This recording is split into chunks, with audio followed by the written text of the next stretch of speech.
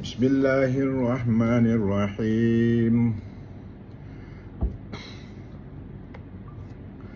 Alhamdulillahilladzi anzala ala abdihil kitaba wa lam yaj'al lahu 'iwaja qayyiman liyunzira ba'san shadidan min ladunhu wa yubashshiral mu'minina alladzina ya'maluna as-solihati anna lahum ajran hasana makithina fihi abada wa yunzira alladzina qalu ittakhadhallahu walada ma lahum bihi min ilmin wala liabaihim kaburat kalimatan takhruju min afwahihim in yaquluna illa kadhiba fala'allaka bakhi'un nafsaka ala atharihim in lam yu'minu bihadzal hadisi asafa inna ja'alna ma 'alal ardi zinatan laha linabluwahum ayyuhum ahsanu amala wa inna laja'iluna ma 'alaiha su'idan juruza am hasibta anna ashabal kahfi warraqimi kanu min ayatina ajaba إذ أوى الفتية إلى الكهف فقالوا ربنا آتنا من لدنك رحمة وهيئ لنا من أمرنا رشدا. Kita tengok apa makna dia. Yang pertama adalah segala puji-pujian hanya bagi Allah yang telah menurunkan kepada hamba-Nya, iaitu Muhammad, kitab suci Al-Quran, dan tidak menjadikan apa-apa yang bengkok di dalamnya. Nombor dua, tetap benar sebagai, bahkan keadaannya tetap benar sebagai pembimbing untuk memberi amaran kepada orang-orang yang ingkar tentang azab yang seberat-beratnya dari sisi Allah, dan memberi berita gembira kepada orang yang beriman yang mengerjakan amal-amal soleh bahawa mereka akan beroleh balasan yang baik. Nombor tiga, mereka tinggal di dalam itu selama-lamanya, dan tinggal di dalam syurga. Nombor empat, dan Al-Quran itu juga memberi amaran kepada orang-orang yang berkata Allah mempunyai anak. Nombor lima, sebenarnya mereka sekali-sekali tidak mempunyai sebarang pengetahuan mengenainya. Begitu juga datuk nenek mereka. Besar sungguh perkataan syirik yang keluar daripada mulut mereka. Tidaklah mereka mengatakan sesuatu kecuali dusta. Nombor 6, maka janganlah pula engkau membinasakan dirimu disebabkan menanggung duka cita terhadap kesan-kesan perbuatan buruk yang mereka, jika mereka enggan beriman kepada keterangan Al-Quran ini. Nombor 7, sesungguhnya kami telah menjadikan apa yang ada di muka bumi sebagai perhiasan baginya, kerana kami hendak menguji mereka siapakah di antara mereka yang lebih baik amalannya. Nombor 8, dan sesungguhnya kami akan menjadikan apa yang ada di bumi itu punah ranah sebagai tanah yang rata lagi tandus. Nombor 9, adakah engkau menyangka wahai Muhammad bahawa kisah Ashabul Kahfi, iaitu para penghuni gua, dan Ar-Raqim, iaitu batu yang tertulisnya nama-nama mereka, itu sahaja yang menakjubkan di antara tanda-tanda yang membuktikan kuasaan kami, cabaran Allah. Kemudian nombor 10, ingatlah peristiwa ketika segerombolan orang muda pergi ke gua, lalu mereka berdoa, wahai Tuhan kami, kurniakanlah kami rahmat dari sisimu dan berikanlah kemudahan-kemudahan serta petunjuk kepada kami untuk keselamatan agama kami, insya-Allah. Ayat penghujung 10 awal kita dah baca tadi. Ini adalah 10 akhir.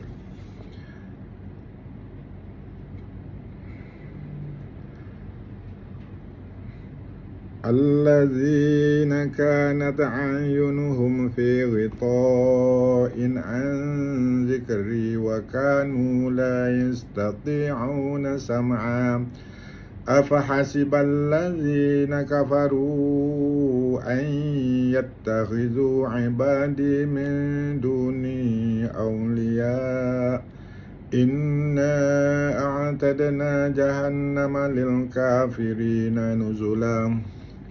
Qul hal nunabbi'ukum bil akhsarina a'mala alladzina dhalla sa'yuhum fil hayatid dunya wa hum yahsabuna annahum yuhsinuna sun'a. Ulaika alladzina kafaru bi ayati rabbihim wa liqa'ihi fahabitat a'maluhum fala nuqimu lahum yawmal qiyamati wazna. Dzalika jazaa'uhum jahannamu bima kafaru wattakhadhu ayati wa rusuli huzwa. Innal ladzina amanu wa 'amilus solihati kanat lahum jannatul firdausi nuzula khalidina fiha la yabghuna anha hiwala. Qul law kana al-bahru midadan li kalimati rabbi lanafidal bahru qabla an tanfada kalimatu rabbi walau ji'na bimithlihi madada. Qul innama ana basharum mithlukum yuha ilayya annama ilahukum ilahun wahid. Faman kana yarju liqa'a rabbih falyamal 'amalan salihan wa la yusyrik bi'ibadati rabbih ahada. Okay, kita tengok mana dia daripada 101. Orang-orang yang matanya telah tertutup daripada melihat tanda-tanda membawa kepada mengingatiku, dan mereka pula tidak dapat mendengar sama sekali. Itu adalah ayat yang ke-101. 102, maka adakah orang-orang kafir menyangka bahawa mereka mengambil hamba-hambaku sebagai makhluk-makhluk yang disembah selain daripada aku dapat menolong mereka? Sesungguhnya kami telah sediakan neraka jahanam bagi orang-orang kafir sebagai tempat tetamu. Masya Allah. Ayat 103, katakanlah wahai Muhammad, maukah kami khabarkan kepada kamu akan orang-orang yang paling rugi amal-amal perbuatannya? Allah bertanya kepada Nabi Muhammad, siapakah orang yang paling rugi amal perbuatannya? Keterangan nombor 104, mereka itulah orang-orang yang telah sia-sia amal usahanya di dalam kehidupan dunia ini, sedang mereka menyangka bahawa mereka sentiasa betul dan baik pada apa saja yang mereka lakukan. Jadi orang yang sesat ni selalu mengatakan kehidupan mereka, apa amal usaha mereka tu yang terbaik, tapi sebenarnya mereka yang sangkakan mereka itu adalah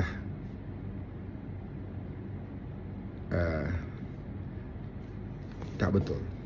Ayat 105, mereka lah orang kufur, engkar akan ayat-ayat Tuhan mereka dan akan pertemuan dengannya. Oleh itu gugurlah amal-amal mereka, maka akibatnya kami tidak akan memberi sebarang timbangan untuk menilai amal mereka pada hari kiamat kelak. So setiap amalan mereka Allah tolak begitu saja. 106, mereka yang bersifat demikian balasnya adalah neraka jahanam disebabkan mereka kufur ingkar. Mereka juga menjadikan ayatku dan rasulku sebagai bahan ejekan.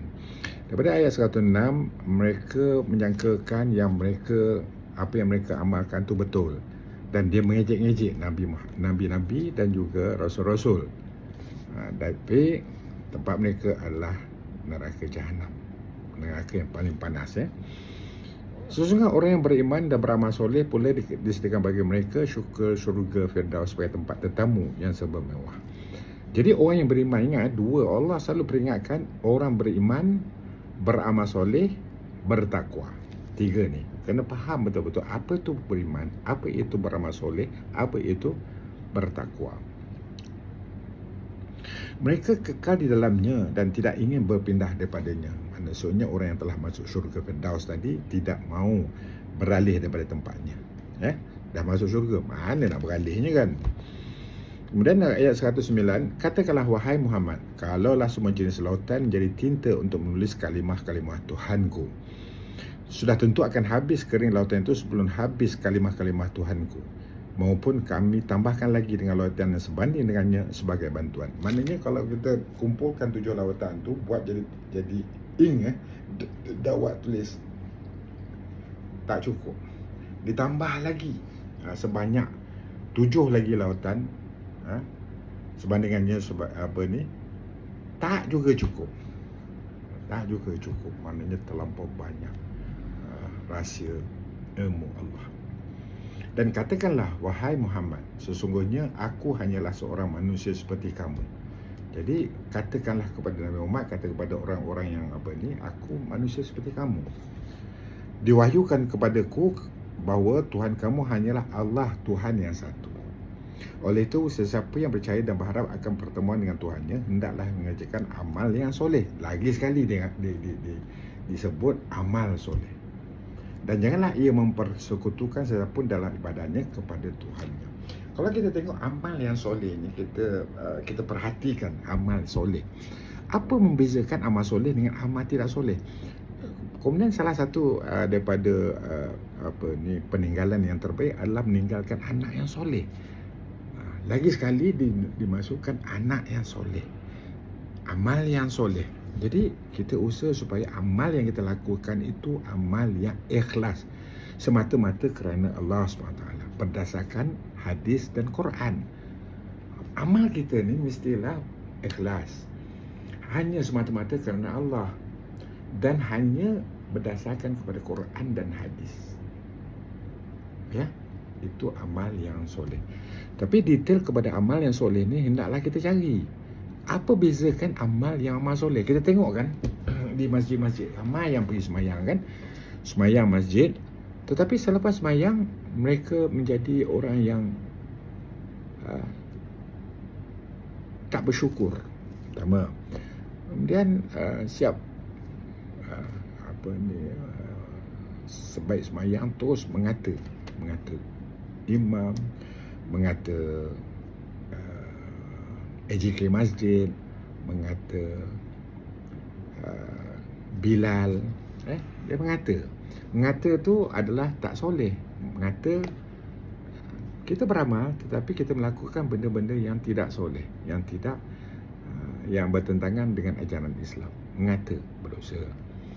Jadi barang siapa yang mengata, dia akan bahayanya adalah bila dihidupkan balik di padang mahsyar, orang-orang seperti itu biasanya dia fakir, maknanya tak ada pahala. Sebab semua pahalanya dia telah beri kepada orang lain, dah disedekah secara tidak sengaja. Apa yang dimasukkan yang tidak sengaja adalah dia mengata, katakan dia mengata imam ni apa bodoh, imam ni mengata semayang sampai berjam-jam sampai satu muka ayat kita tak tahu sebab Jumaat ni kita nak cepat nak balik. Itu pun dah dipanggil mengata. Apa salahnya dia pergi mak tolong mam, minggu depan janganlah buat panjang-panjang, solat tu janganlah buat panjang, sikit pendek cukuplah. Boleh tegur di depan, tetapi instead of tegur di depan, kita mengata di belakang. Jadi bila kita mengata di belakang, amal-amal ataupun pahala-pahala yang kita baca tu, yang kita buat, yang kita dapat, kita sedekah kepada orang yang kita mengata. Dan akhirnya kita fakir maknanya tidak ada pahala. Malah dosa-dosa yang orang yang kita mengata tu kita ambil. Jadi timbangan kita berat kepada dosa. Adakah itu yang kita nak? Kita beramal tetapi tidak soleh, tidak menepati syariat, tidak menepati apa yang Allah nak.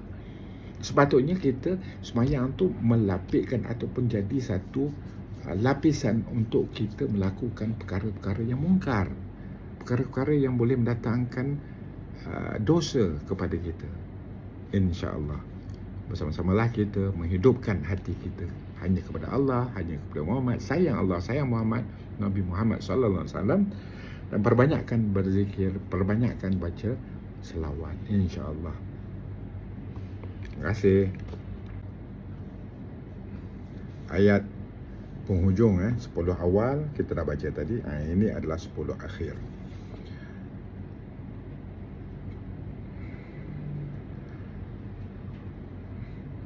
الذين كانت أعينهم في غطاء عن ذكري وكانوا لا يستطيعون سمعا أفحسب الذين كفروا أن يتخذوا عبادي من دوني أولياء إنا أعتدنا جهنم للكافرين نزلا قل هل ننبئكم بالأخسرين أعمالا الذين ضل سعيهم في الحياة الدنيا وهم يحسبون أنهم يحسنون صنعا أولئك الذين كفروا بآيات ربهم ولقائه فحبطت أعمالهم فلا نقيم لهم يوم القيامة وزنا ذلك جزاؤهم جهنم بما كفروا واتخذوا آياتي ورسلي هزوا إن الذين آمنوا وعملوا الصالحات كانت لهم جنات الفردوس نزلا خالدين فيها لا يبغون عنها حولا قل لو كان البحر مدادا لكلمات ربي لنفد البحر قبل أن تنفد كلمات ربي ولو جئنا بمثله مددا قل إنما أنا بشر مثلكم يوحى إلي أنما إلهكم إله واحد فمن كان يرجو لقاء ربه فليعمل عملا صالحا ولا يشرك بعبادة ربه أحدا. Okay, kita tengok mana dia daripada 101. Orang-orang yang matanya telah tertutup daripada melihat tanda-tanda membawa kepada mengingatiku dan mereka pula tidak dapat mendengar sama sekali. Itu adalah ayat yang ke-101.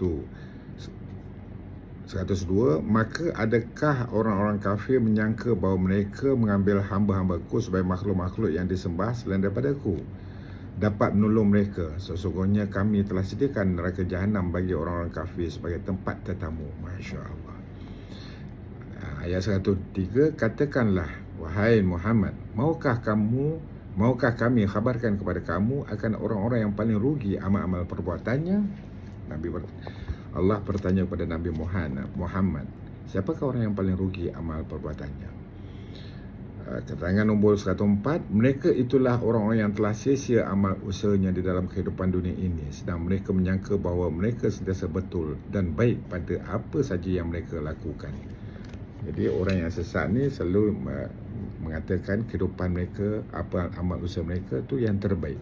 Tapi sebenarnya mereka yang sangkakan mereka itu adalah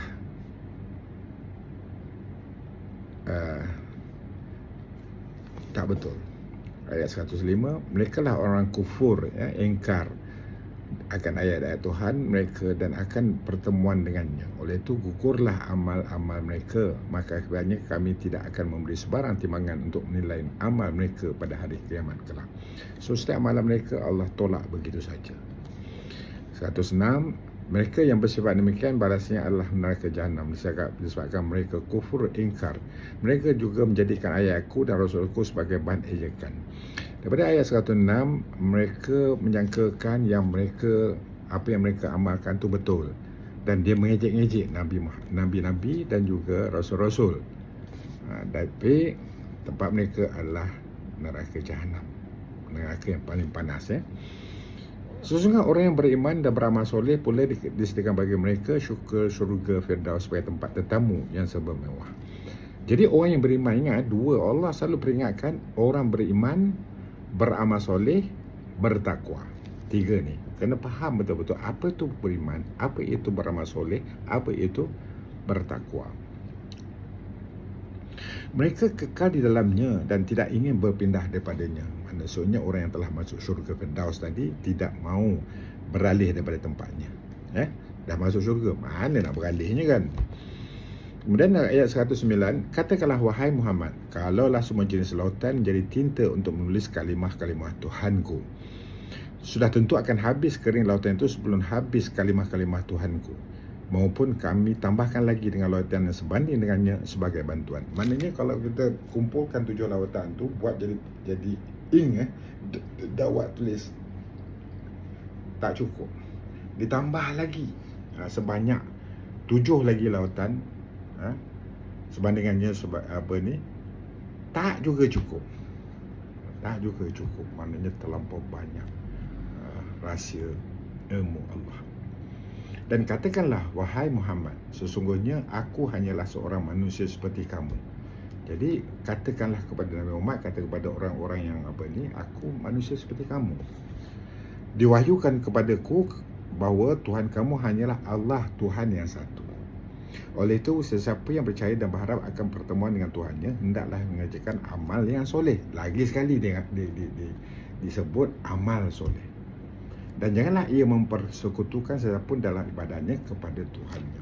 Kalau kita tengok amal yang soleh ni, kita perhatikan amal soleh. Apa membezakan amal soleh dengan amal tidak soleh? Kemudian salah satu daripada peninggalan yang terbaik adalah meninggalkan anak yang soleh. Lagi sekali dimasukkan anak yang soleh, amal yang soleh. Jadi kita usaha supaya amal yang kita lakukan itu amal yang ikhlas, semata-mata kerana Allah SWT, berdasarkan hadis dan Quran. Amal kita ni mestilah ikhlas, hanya semata-mata kerana Allah, dan hanya berdasarkan kepada Quran dan hadis.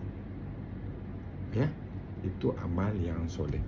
Tapi detail kepada amal yang soleh ni hendaklah kita cari. Apa bezakan amal yang amal soleh? Kita tengok kan di masjid-masjid, ramai yang pergi semayang kan, semayang masjid, tetapi selepas semayang mereka menjadi orang yang tak bersyukur. Pertama. Kemudian siap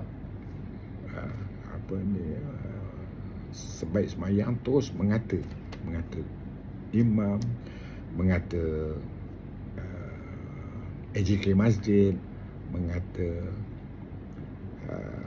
Bilal, dia mengata tu adalah tak soleh. Mengata kita beramal tetapi kita melakukan benda-benda yang tidak soleh, yang bertentangan dengan ajaran Islam. Mengata berdosa.